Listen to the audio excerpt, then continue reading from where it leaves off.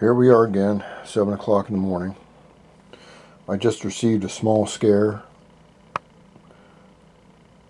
because a viewer or subscriber emailed me and said he thought that my Sudco Cahen carburetor was a fake, and he showed me a site for another a fake where a guy on eBay had bought one and it was fake. And this kind of threw me for a loop because I didn't know that they could fake these, but I guess they can fake everything. So the gentleman in the video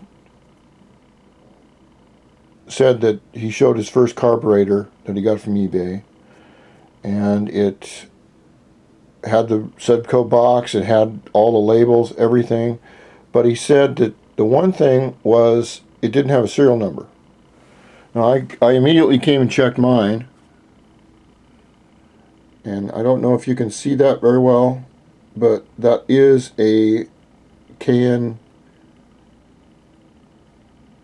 distinct serial number. The fake does not have that. Also, the one thing about the Sudcos is that the builders like to write on them. They put marks on them. And I noticed that when I first bought this. If you can, I don't know if you can look real close, you can see a little tiny red line across the top there. They had a red line there, and they had a blue line somewhere, and something else. So the next thing I checked was, does this have an authorized, genuine Cahen jet? Now the Cahens have a real strange little mark before the number, and this is a genuine Cahen jet that came with the carburetor. So thank God I didn't get screwed on this. But another thing I'd like to say is that the gentleman in the other video, he bought a big, I don't know, a 38 millimeter. It was a huge carb. Okay, and he held the real one against the fake one, because he got two of them. And one thing I can say is, listen, if someone offers you a Sudco carburetor for $69, it's not real. So don't think you're getting a good deal, because they don't give you good deals on these real carburetors. They don't. That's just the way it is. There is a list price, there is, you know, whatever, and that's just the way that is. The next thing I want to do when tearing this down is, I've torn down the emulsion tube, the main jet, pilot jet for the idle. All these things bleed into each other in what the book says is 4 phases of idle. So much percentage of the jet goes into that. Then you go into your first phase of the your acceleration, and then which your main jet and your needle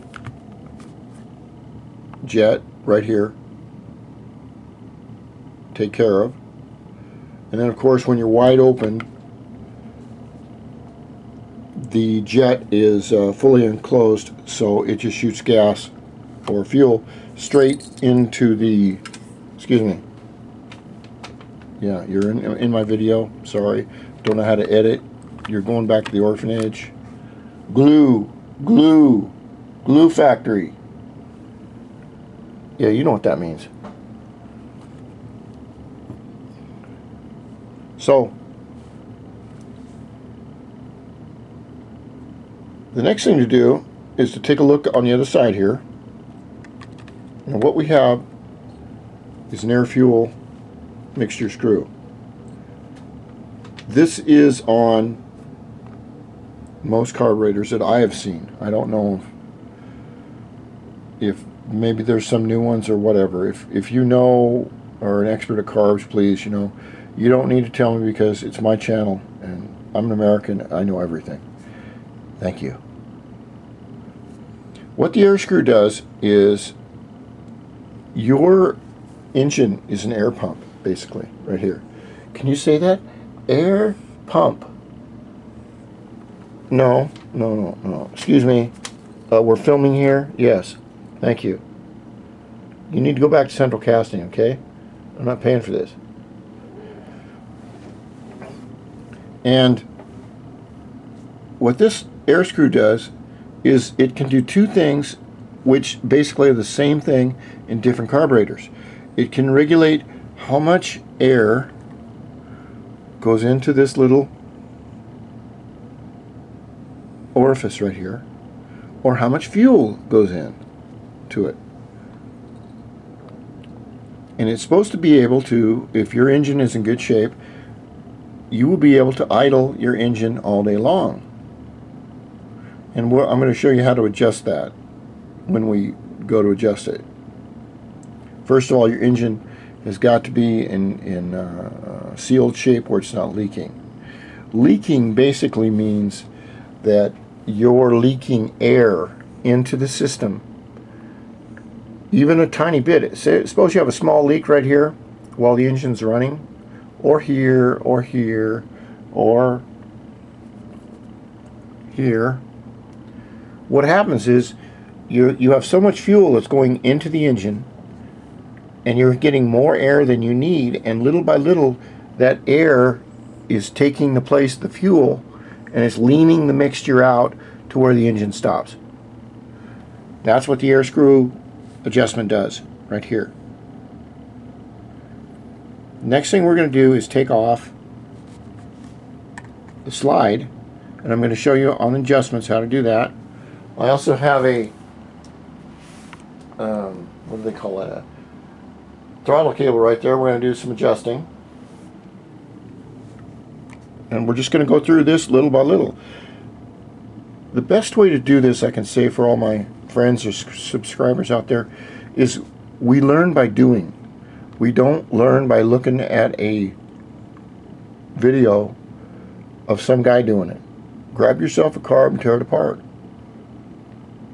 If you're not sure how to do it, use one of these cameras and document it and just put it back together the same way. They're very simple the way they work. Now when you have multiple carbs, that's a little different story as far as the linkage goes, because they all have to be linked together, but that's a different story. Now I don't have that kind of problem with this engine, thank God. Which is not that big of a deal, but I don't have that big of a problem. So we've gone over the air screw, and I'm going to take that out. And now we'll take off the cap here, which is 2 screws. That's it, this and that. And it's held together in there with, this is a slide that's in there. And this is a slide. It's called a D slide. The reason it's called a D slide is because if you look very closely at the hole in it, it looks like a U.S. American alphabet D in our alphabet. That's why they call it a D slide. Oh, also your choke is right there, but I have a choke that's remote, so that this choke is not in here right now. But I'll show you how that works.